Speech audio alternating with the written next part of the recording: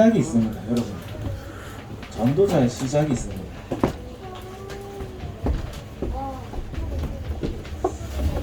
모든 사람들은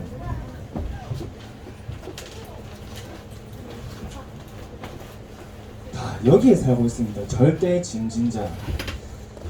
예수님께서 수고하고 무거운 짐진자들아 다 내게로 오라, 내가 너희를 쉬게 하리라 말씀하셨죠.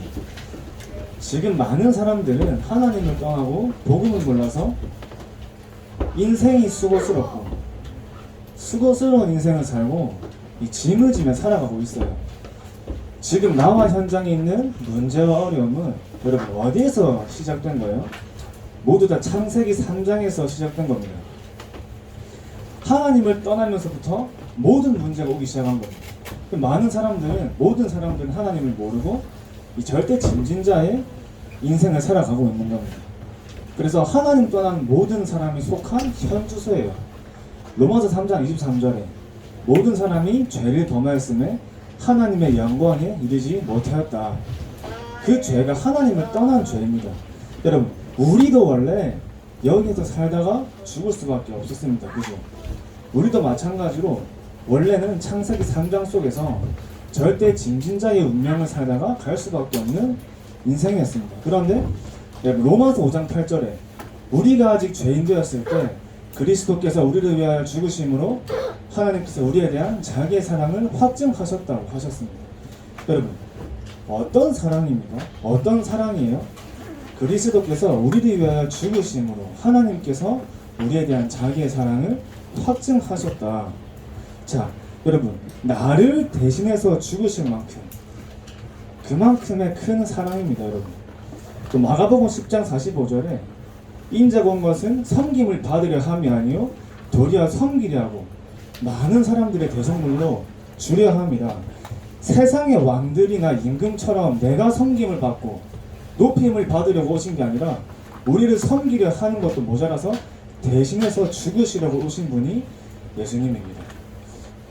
여러분, 사랑 중에서 가장 큰 사랑이 어떤 사랑이냐면 대신해서 내가 목숨까지도 대신 죽을 수 있는 사랑이 제일 큰 사랑인 거죠. 예수님이 오신 이유가 여러분들을 위해서, 나를 위해서 그 모든 죄의 문제를 해결하시기 위해서 십자가에서 죽으시기 위해 오신 겁니다. 여러분, 그 사랑을 아는 거예요. 그 갈보리산의 언약이 깨달아지는 것, 정말 이 복음의 나에게 체험되고 누려지는 것이 전도제의 시작이 되는 겁니다. 그래서 이제 우리의 삶이 절대 짐진자가 아니라 절대 행복자로 새롭게 이제 시작이 되는 거예요. 그리스도가 답이 되고 정말 내 인생의 답이 되고 정말 내가 깨달아지고 체험이 될 때 어떤 고백이 나오냐면 이제 끝났다, 이 고백이 나오는 겁니다. 끝났다. 전도사님이 제일 좋아하는 말이 끝났다예요.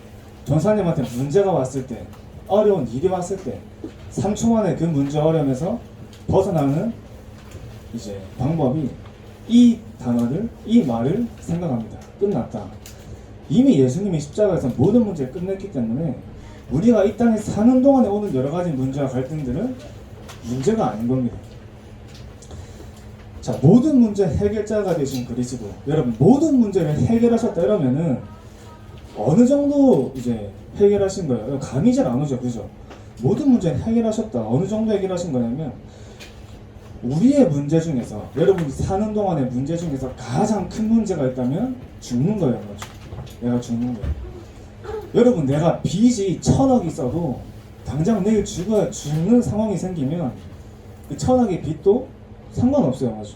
당장 내가 내일 죽는데 그건 무슨 상관이에요? 무슨 소용이에요? 맞죠? 죽는 것보다 더 큰 문제가 없는 겁니다. 여러분, 그래서 그리스도께서 영원한 죽음에서 여러분들을 해방하신 거예요. 그래서 우리가 끝난 인생을 살고 있는 겁니다. 그런데 왜 자꾸 문제가 오냐?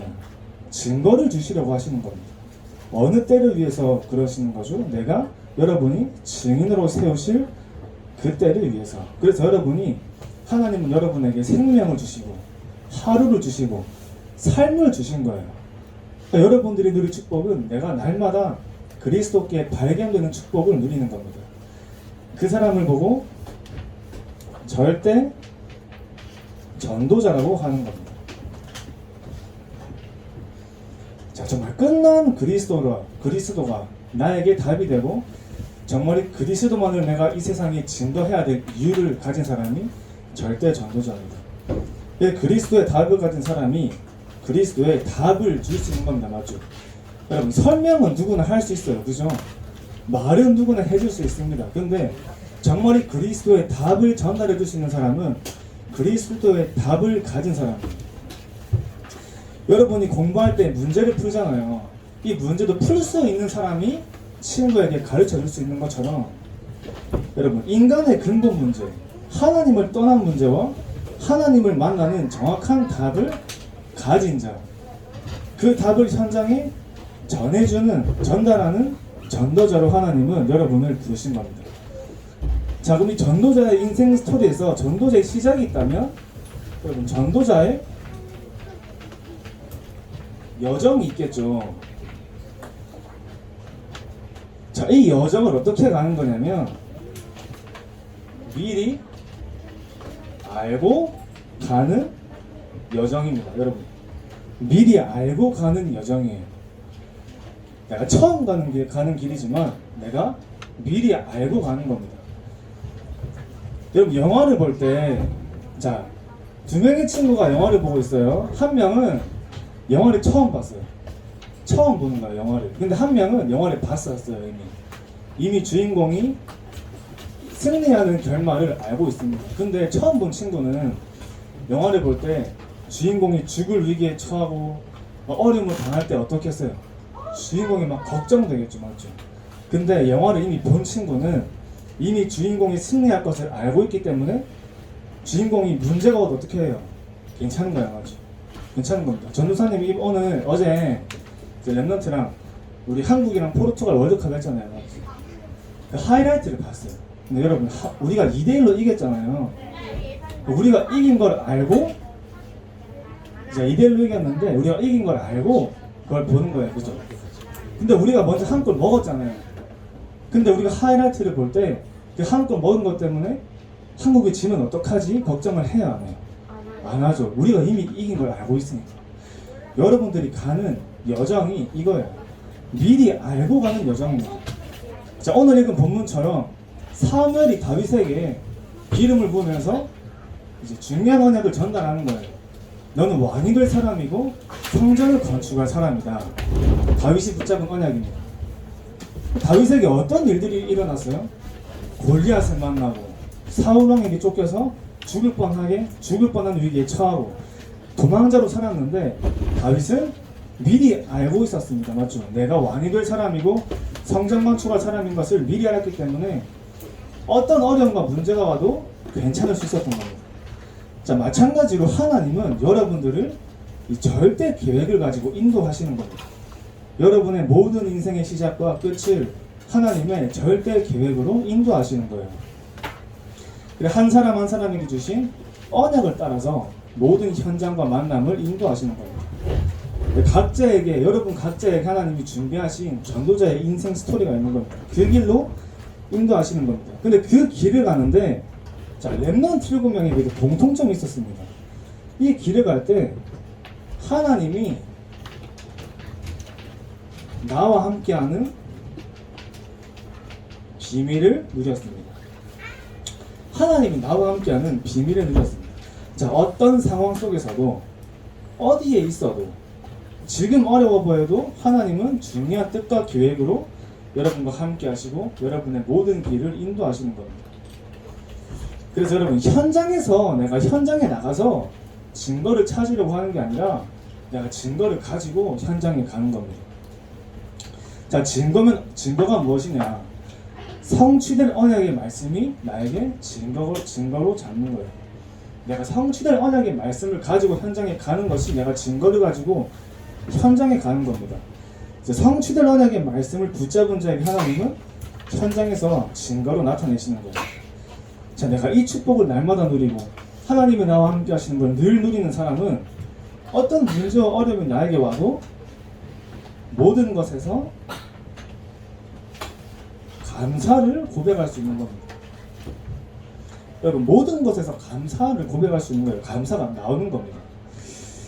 자, 모든 일이 나에게 일어나, 어떤 일이 일어나도, 어떤 사람을 만나도, 나에게 어떤 사건이 일어나도 모든 일과 사람과 사건 속에서 내가 응답이 발견되는 겁니다. 같은 문제가 와도 어떤 사람은 불신앙을 하는 사람이 있어요. 그죠? 반대로 어떤 사람은 감사를 찾는 사람이 있습니다. 여러분, 같은 문제가 왔는데 어떤 사람은 불신앙하고 어떤 사람은 감사를 찾는 거예요. 자, 근데 무조건적인 감사가 아닙니다. 어떻게 내가 무조건 감사하겠어요? 그죠? 감사할 일이 아닌데 어떻게 감사를 하겠어요? 그냥 감사하는 게 아니라 내가 그 안에서 이유가 있는 감사가 나에게 발견되는 겁니다. 감사할 이유가 발견되는 감사가 나오는 거예요. 여러분, 두 종류 사람의 차이점이 뭐죠? 문제를 불신앙으로 보는 사람이랑 감사의 응답으로 보는 사람의 차이점은 문제를 보는 눈이 다른 거예요. 그죠? 눈이 다른 겁니다. 자, 여러분들에게 준비하신 하나님의 중요한 언약의 여정을 따라서 모든 걸 보면 그 안에 하나님의 중요한 계획이 발견되는 겁니다.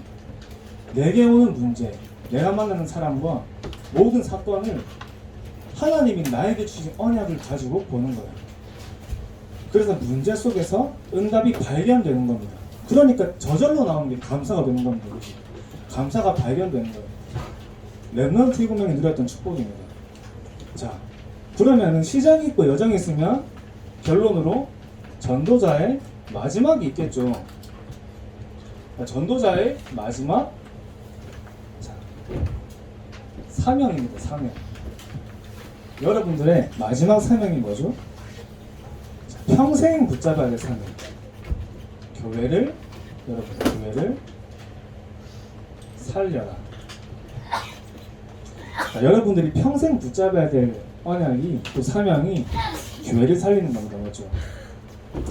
자, 하나님이 원하시는 교회는 세 가지의 뜰이 있는 교회입니다. 237의 뜰, 치유의 뜰, 서밋의 뜰. 다민족들이 와서 정말 내 교회인 것처럼 편안하게 말씀을 듣고 정말 기도에 하나님 앞에 정말 내가 다른 나라에 와 있지만 다른 나라인 것처럼 느껴지지 않을 만큼의 이방인이 뜰이 있는 교회. 병든 자들이 와서 치유받을 수 있는 교회. 렘넌트들이 서밋으로 세워질 수 있는 교회입니다. 근데 여러분, 건물보다 중요한 것이 뭐죠? 우리 교회 안에 그 건물들이 세워지는 것보다 여러분, 내 안에 먼저 이 세 가지의 뜰이 만들어지는 것이 더 중요합니다. 여러분, 너희는 너희가 하나님의 성전인 것과 그렇게 말씀하셨죠. 그죠? 내가 하나님의 성전이에요. 그러면 내 안에 먼저 237의 뜰과 치유의 뜰과 서밋의 뜰이 만들어져야 정말 교회 안에서 그런 중요한 응답들이 왔을 때 하나님이 그 사람을 통해서 237을 살리고 병든 자들을 살리고 렘넌트들을 살리는 응답을 이루시는 겁니다. 자, 그리고 렘넌트는 자, 현장을 살리는 겁니다. 현장을 살려라. 여러분, 정말 우리가 교회를 살리려면 또 당연하게 우리가 받아야 되는 응답이 현장을 살리는 거예요. 그렇죠? 내가 하는 현장에 생명운동이 일어나고 말씀운동이 일어나고 제자운동이 일어나야 교회가 살아나는 겁니다. 그래서 학교 현장을 살릴 수 있는 사람, 여러분들이 있는 학교 현장을 살릴 수 있는 사람은 여러분밖에 없어요. 그죠? 여러분들이 그 학교 현장에 있는 여러분밖에 없습니다. 그리고 여러분들이 후대를 살리는 거예요. 자, 여러분, 렘넌트를 살리는 렘넌트입니다. 여러분, 렘넌트를 살리는 렘넌트. 그래서 렘넌트가 살리세요. 여러분들이 중요한 후대의 입장에서 또 후대를 가슴에 품고 렘넌트가 살리는 겁니다. 여러분, 하나님이 가장 기뻐하시고 축복하시고 응답 주시는 그 자리에 여러분들이 있는 겁니다. 그래서 여러분들을 통해 하나님이 중요한 언약의 여정 속에서 여러분들의 주업은 전도자입니다. 그죠? 여러분들의 주업은 현장을 살리고 사람을 살리고 세계복음하는 전도자입니다. 그 전도자의 인생의 스토리가 나의 인생의 시작부터 그 모든 가는 여정 속에서 그 마지막 사명까지 감당하는 중요한 응답을 누리시기 바랍니다.